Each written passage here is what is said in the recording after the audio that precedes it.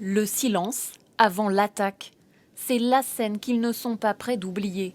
Tournée en forêt, comme au petit matin du 25 avril 1918 à Villers-Bretonneux.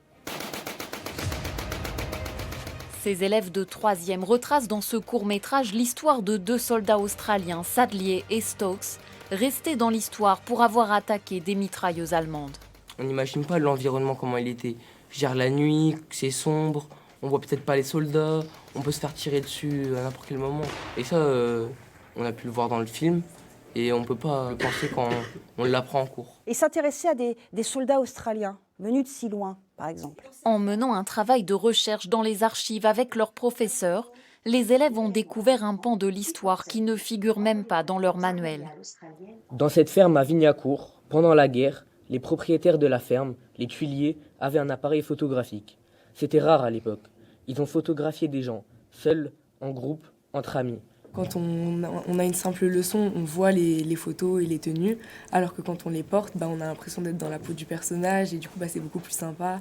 C'est une manière plus ludique d'apprendre nos leçons et bizarrement c'est une leçon qu'on a retenue mieux que les autres.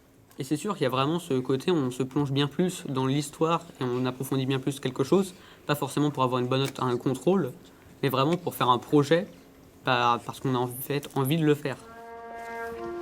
Et cette envie leur a permis d'être lauréats de ce prix libre sur la forme proposé chaque année aux établissements scolaires français par le gouvernement australien. Évidemment, fière de mes élèves, très émue quand je l'ai appris au téléphone. Et puis, il aura une aventure ce film parce qu'il est déjà diffusé à l'échelle de la ville. Des gens m'en parlent, je suis contactée même par des Australiens qui sont intéressés de savoir que des ados français à Chantilly s'intéressent à ces hommes.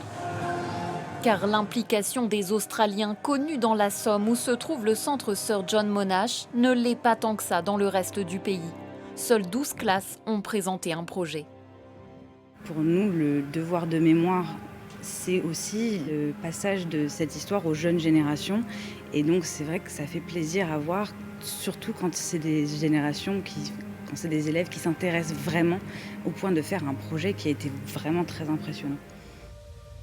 Symboliquement, les élèves recevront leur prix sur ce site le jour de l'Anzac Day.